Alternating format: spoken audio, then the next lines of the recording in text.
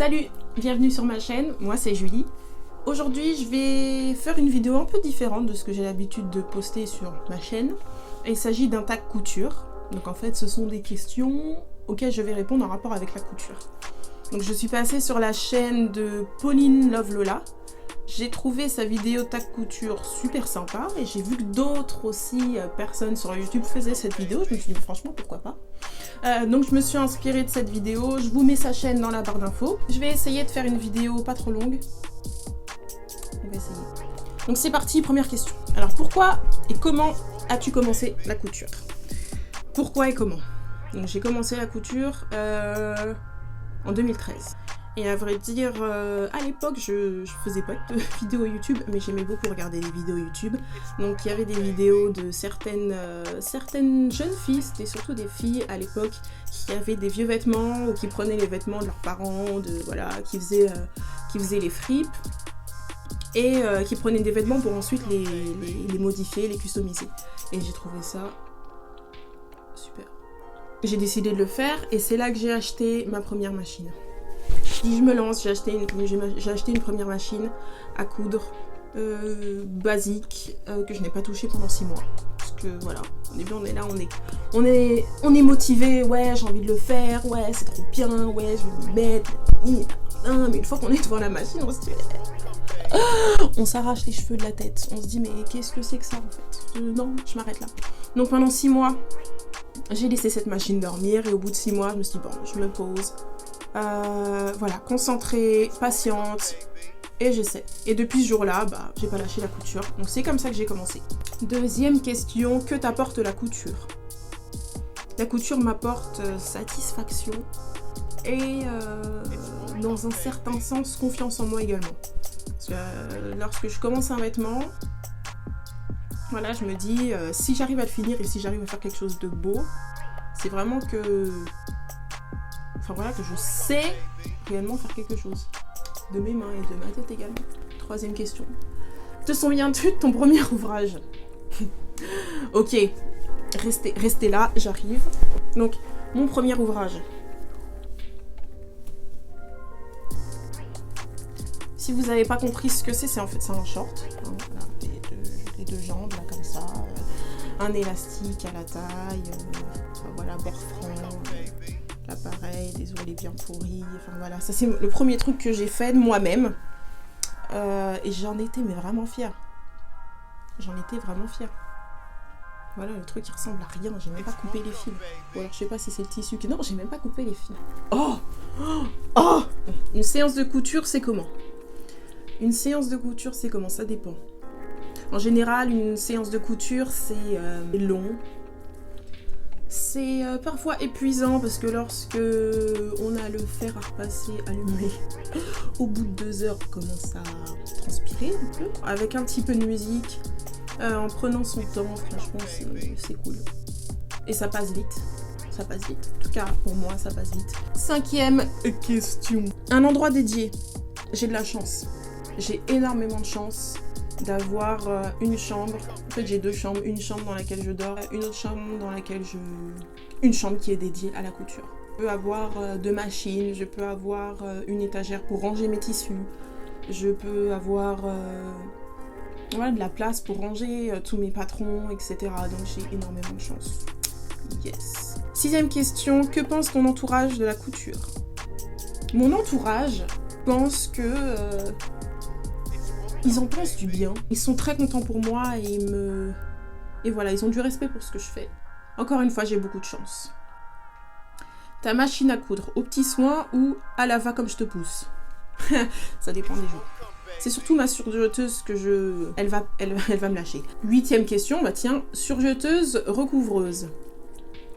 S'il y a quelqu'un de généreux qui veut m'envoyer un chèque pour que je puisse m'acheter une recouvreuse, ce serait gentil. On trouve des surjeteuses qui sont... à des prix bien abordables, mais recouvreuse, je n'ai pas trouvé. Si tu sais, tu me dis. Question 9, marque de patron préférée. J'utilise pas de patron, déjà fait. On m'en a offert et d'ailleurs, il faut absolument que je fasse des vêtements avec ce qu'on m'a offert parce que, ouais, ils sont vraiment sympas, mais en général, je préfère faire mes propres patrons et comprendre comment un vêtement se construit. Donc en fait, je n'utilise pas de patron. Si vous avez des marques, vous, de patrons que vous préférez, dites-le moi en barre d'infos. Franchement, ce sera avec plaisir que j'irai voir et que je testerai. Matière préférée. Quand j'ai commencé la couture, je préférais utiliser les matières stretch. Parce qu'en fait, ça nécessite pas beaucoup de travail en termes de construction, c'est-à-dire qu'il n'y a pas forcément besoin de pince, il n'y a pas besoin d'ajuster à certains endroits, enfin bref. C'est beaucoup plus simple en termes de construction. Mais aujourd'hui, vu que je veux me perfectionner dans le modélisme, je préfère utiliser des matières chaîne et trame pour apprendre à gérer justement les proportions, les volumes. Enfin, je préfère le coton parce qu'en fait, à repasser, c'est super. Pour moi, le plus simple, le plus agréable. Du coton, le wax, j'adore le wax. On va passer à la question suivante. Question 11, où te fournis-tu? Boutique physique ou internet? J'avais commencé, quand j'ai commencé la couture, j'achetais souvent sur internet. Sur les boutiques comme en ligne, pardon, comme Coutureo, je crois que c'est, ou Rascol. Surtout pour acheter les outils de couture. Je suis allée à l'école et puis quand on rencontre certaines personnes qui donnent leurs adresses, qui partagent, après j'ai pu trouver tout ce que je voulais dans Paris et à des prix beaucoup plus attractifs que ce qu'on peut trouver sur le net. Aujourd'hui c'est plus boutique physique, donc en Ile-de-France, dans Paris. Si ça vous intéresse de savoir lesquels, de savoir où est-ce qu'on peut trouver les trucs en Ile-de-France, n'hésitez pas à me le dire dans les commentaires, je pourrais faire une vidéo ou partager ce que je sais. Question suivante. 11 bis. Il y a une 11 bis, tiens. Ok. Ton stock de tissu, minimaliste ou indécent? Ah, indécent. J'ai l'habitude de prendre des coupons. Donc des coupons de 3 mètres. Et sauf que je n'utilise pas les 3 mètres. Donc je me retrouve avec des chutes de tissu, des gros morceaux de tissu que je n'utilise pas.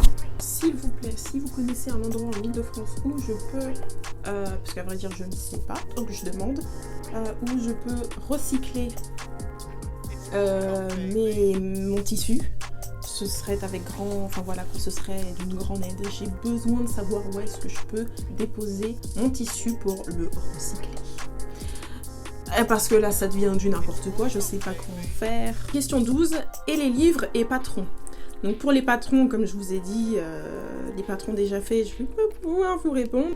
Mais les livres, je vais vous montrer le Saint Graal. Reste là. Alors, pour le Saint Graal, voici le Saint Graal. En fait, ils sont 3. Donc voici le vêtement féminin, modélisme, coupe à plat, construction des bases. Donc il y a 3 tomes. Le premier, jupe, corsage, manche, col. Et le deuxième tome, veste, manche, col tailleur, pantalon, cap. Et il y a un 3e tome que je demande à Noël. Parce qu'on fait ça de manière intelligente. Voilà qu'on peut trouver en ligne. De base pour la conception des tracés. Et vraiment en plus dans les 3, en tout cas dans les 2 que j'ai pour le moment, en début de manuel, vous avez un récapitulatif des bases, comment également poser les bolducs sur le mannequin. C'est vraiment complet. Vous avez en plus, là c'est quoi que j'ai? Là c'est le tome 2 et également dans le tome 2, pardon, vous avez comment construire un corsage de base. Yup! Les étalonnages également pour les valeurs de couture. C'est ça qu'il vous faut si vous voulez faire de la construction. C'est ça qu'il vous faut, vous avez besoin de rien d'autre. Absolument rien d'autre. Comment choisis-tu tes tissus? Mes tissus, je les choisis vraiment en fonction de surtout pour ce que je fais pour moi, je les choisis vraiment en fonction de ce qui me plaît. J'essaie de trouver quelque chose qui soit de bonne qualité. Et après, c'est vraiment ce qui me plaît. Et ouais, simplement ça. Que fais-tu des chutes? Donc, comme je vous l'ai dit, mon stock de tissu est indécent et donc je suis à la recherche d'un endroit où je vais pouvoir recycler mon tissu. Si vous avez des adresses, un endroit en Ile-de-France où je peux emmener mon tissu pour qu'il soit recyclé, s'il vous plaît, partagez l'info. J'aimerais m'en débarrasser, mais m'en débarrasser d'une manière responsable. As-tu un Graal, une pièce que tu n'as pas encore osé coudre? Oui, j'irai un corset. Un jour, si j'apprends à coudre un corset et que j'en fais un et qu'il est propre, qu'il est joli, je peux mourir en paix. Donc c'est vraiment oui, les corsets. Question 18. As-tu déjà patronné? Bien sûr, j'ai déjà patronné. Bah, comme je vous l'ai dit, je préfère apprendre à faire mes propres patrons, apprendre à construire les vêtements plutôt que seulement coudre. Pour moi, c'est un tout. C'est on construit, on monte et c'est comme ça qu'on apprend le mieux. Pour moi, donc ouais. Quel est l'ouvrage dont tu es la plus fière? Les choses dont je suis vraiment fière, ce sont les choses que je fais pour les autres, en général. Donc bon là tout de suite je peux pas vous montrer, mais bon j'en ai plein, je dirais que je suis un peu fière de tout ce que je fais. Faut savoir l'être aussi. Donc quand on construit quelque chose de nos mains, c'est bien d'être fier de ce qu'on fait. Question 20, est ton pire boulet, ton ratage le plus complet? Ça aussi, j'en ai fait pas mal. Mais je dirais le truc où je me suis vraiment sentie con, où je me suis vraiment sentie con, c'est le jour où j'ai monté une veste et que j'ai voulu monter la doublure, la manche, le bas de manche que j'ai voulu assembler au bas de manche du tissu principal. Et en fait, il faut que toutes les coutures soient bien alignées et bien raccorder toutes les coutures ensemble pour que ce soit joli. Mais le problème, j'avais fait un tour complet, un 360 degrés avec ma manche. Donc en fait, j'ai tout monté, j'étais super contente et voilà. Mais au moment où je mets ma main dans la manche, au bout d'un moment, ça bloque. Ça bloque parce que justement, j'avais tourné ma doublure. Et là, t'es dégoûté. Là, t'es vert. Pour le coup, je me suis vraiment sentie con. Je sais pas pourquoi, mais je me suis sentie bête. Quelle est la pièce que tu couds le plus? Je dirais des robes et des chemises. Couds-tu pour toi ou pour les autres? Pour moi et pour les autres. Coudre pour moi, mais faire des expérimentations. Quand il s'agit de moi, j'aime bien un petit peu faire ce qui me passe par la tête. Et pour les autres, je fais des choses beaucoup plus sérieuses parce que en général, ce sont les autres qui me demandent de faire des vêtements pour eux, pour des occasions spéciales, donc il faut que ce soit bien fait. Fais-tu encore les magasins pour acheter ou juste pour attraper des idées? Les deux. Des fois, je vais dans des boutiques, je vois des choses, des vêtements qui me plaisent et je vais les regarder et je me dire est-ce que je suis capable de le faire? Si je le suis, en général, je ne le prends pas et si je suis motivée, je vais essayer de le faire. Mais il y a des choses pour lesquelles, voilà, je préfère encore acheter. Tu couds pour tous les jours et ou pour les grandes occasions? Je couds... les deux. Je couds pour tous les jours et pour les grandes occasions. En général, pour les anniversaires de mes amis, j'essaie de me faire quelque chose de sympa. Et également, tous les jours, bon voilà, j'essaie d'apprendre à faire tout. Pantalon, tout ça, pour pouvoir m'habiller tous les jours. Un gadget dont tu ne te passerais plus. Un retourne-biais. Je vais vous montrer ce que c'est. Donc voilà ce que c'est qu'un retourne-biais. Voilà, c'est une tige comme ça en métal. Voilà, avec un petit crochet juste là et un petit loquet. Comme ça, qui permet en fait d'accrocher le tissu pour ensuite retourner. Donc en fait, lorsqu'on fait par exemple des bretelles, voilà, comme ça, pour faire des petites queues de souris, des petits queues de rat, comme ceci. Je sais pas si vous pouvez voir correctement. Ça, je peux pas m'en passer. Voilà, c'est super. Je trouve que c'est très utile. Donc on arrive à la fin de la vidéo, je vous remercie d'avoir regardé, j'espère que ça vous a plu. Je vous invite aussi à faire votre propre vidéo, c'est super cool d'entendre les anecdotes des uns des autres. Je trouve ça cool. Donc voilà, je vous invite à me suivre sur les réseaux, surtout sur Instagram, julie.rgs. Également, j'ai une petite boutique Etsy. Ma boutique Etsy, c'est RGS Julie, tout attaché. Je vous invite également à vous abonner pour voir davantage de vidéos. Et voilà, je vous dis à très vite. Salut!